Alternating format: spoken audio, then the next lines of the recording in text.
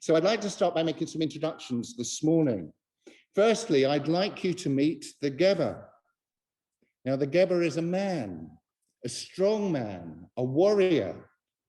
He is someone who is expected to defend his community. But the Geber has witnessed the walls of the city being smashed, the place of his worship burnt down, the dwellings of his fellow citizens knocked down, and the royal family executed. The world he knew is gone. For him, life has suddenly shifted from order and coherence to one that is chaotic, brutal, and hopeless. Secondly, I'd like to introduce you to a woman. She probably won't want to meet you because she's told she's not allowed to. Her circumstances place her on the margins. She has suffered for many years. She spent all of her money, but has received no benefit. Her condition has been deteriorating, and she approaches from behind.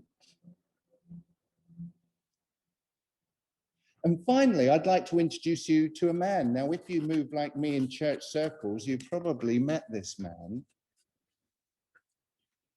He's got quite a lot of standing in his community, and he leads the synagogue. But he's a troubled father, and he fears for his young daughter. He is a father who will know grief, and he falls to the ground. Now, you may not be familiar with the book of Lamentations. It is rarely read in our churches, but actually I think most of you will be familiar with the sentiments of our Old Testament lesson. And I think this because these verses that we read this morning inspired Thomas Chisholm to write the hymn, "Great is Thy Faithfulness." And I know that that hymn is a favorite of many. Now, Chisholm was born in a log cabin in Kentucky in 1866. He worked as a school teacher, a newspaper editor, and an insurance broker, and he spent the end of his life in the Methodist Home for the Aged in New Jersey. He found truth in the words he encountered in Lamentations. Because of the Lord's great love, we are not consumed, for his compassions never fail. They are new every morning. Great is your faithfulness. It is the Geber that brings us these words in Lamentations. But if we are to stop with these words, or indeed if we are to stop with the words given to us in the lectionary, then we can be accused of cherry-picking our scripture. The Geber is a man who has suffered trauma, and the Geber is a man of uncompromising honesty. In his suffering, he rails at God. And in a book called Lamentations, we must sit with this discomfort. If we do not, it diminishes the remarkableness of his words that we celebrate in our Old Testament lesson today. As well as giving us words of hope, the Geber tells us, I am the man, Geber, who has seen affliction by the rod of the Lord's wrath. The Geber has suffered trauma and witnessed great suffering. He blames God, who he says has mercilessly mauled Jerusalem like a bear hunting its prey. And after the text in today's lectionary, the Geber goes on to subtly accuse God of failing to hear and save the people who so desperately need divine hope. These are uncomfortable words for us to hear. Yet in the midst of those accusations, the Geber brings us the famous words that tell us, "Yet this I call to mind, and therefore I have hope. Because of the Lord's great love, we are not consumed, for his compassions never fail." The Geber remembers the cornerstone of his faith, unflagging hope in God's continually renewing loyalty, grace, and mercy. And this declaration ripples through Scripture. Now, those of you who have got my printed out order of service will, after this, have a collection of verses which show that ripple through Scripture. But for the sake of the time limits we have this morning, I'm not going to, you will be pleased, read them all out. So the Geber, in his trauma, rants about his loss and suffering. But to whom does he come to do this? He comes in his honesty to his God. So let's return to the woman. As a result of her condition, society tells her she's unclean. This means that she cannot participate and she cannot worship. She is to hide away and keep out of sight. She suffered a long time, 12 years.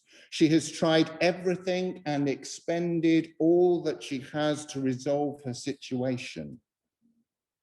She is desperate, and in the anonymity of the crowd approaches Jesus. I want you to imagine how much energy this sick woman expends as she pushes her way through the crowd to touch Jesus. If I just touch his clothes, I will be healed. The woman's is no passive rescue. As she reaches out and touches Christ, the healing confirmation does not come first from without, but within. The woman knows immediately in her body that the healing has happened. Now, on several occasions in Mark's gospel, and indeed we will see at the end of our gospel reading today, Jesus tells those whom he has healed not to tell others. But here, Jesus explicitly makes the healing of the woman public. The woman's suffering that society had forced to be hidden, Christ brings out into the light.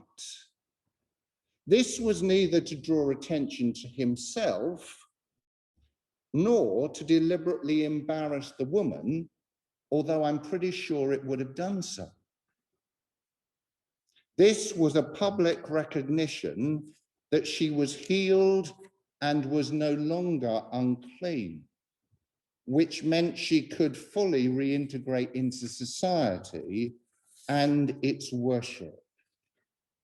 Jesus gave her deep assurance of her personal preciousness to God and an external verification that she was healed. Just like the Geber, I want you to note the woman's honesty. Then the woman, knowing what had happened to her, came and fell at his feet and, trembling with fear, told him the whole truth. The woman brought her suffering to God, and Jesus says, "Go in peace. and be freed from your suffering. Finally, let us not forget the man, Jairus. He, like the other two, is also in distress. He has also been on a journey. We can only imagine the journey that brings this Orthodox believer, a man of standing and respect in his community, to come himself to Jesus. We know that he has journeyed from his home to Jesus. Was he at the side of the lake before Jesus arrived? Did he stand at the shoreline looking for the boat to come over the horizon? There was a crowd at the lakeside that greeted Jesus, so we know that Jairus must have been part of that crowd. So this respected man, this pillar of society, publicly throws himself down at the feet of Jesus into the earth.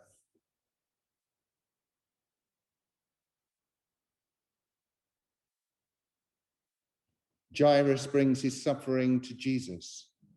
My little daughter is dying. Please come and put your hands on her so that she will be healed and live. Please note his description of Jesus's prospective healing. Here draws on verbs of saving and thriving, of healing and living. Jairus' encounter with Jesus is interrupted by the healing of the woman in the crowd. Whilst this encounter is ending, Jairus' distress turns to grief as we learn his young daughter, once waiting for healing, is now dead. As Jairus and Jesus arrive at his house, they find the dead young girl surrounded with what looks like professional mourners. And Jesus' comments about the girl merely sleeping is greeted with laughter. Sending all away except her mother and father and the disciples with him, Jesus goes to where the girl is. And in a beautiful moment, he addresses her and takes her by the hand. The young girl rises and is restored to her family. But Jesus is not through. He wants them to keep quiet about what had happened here, but to nonetheless give her something to eat. He wants them to move forward.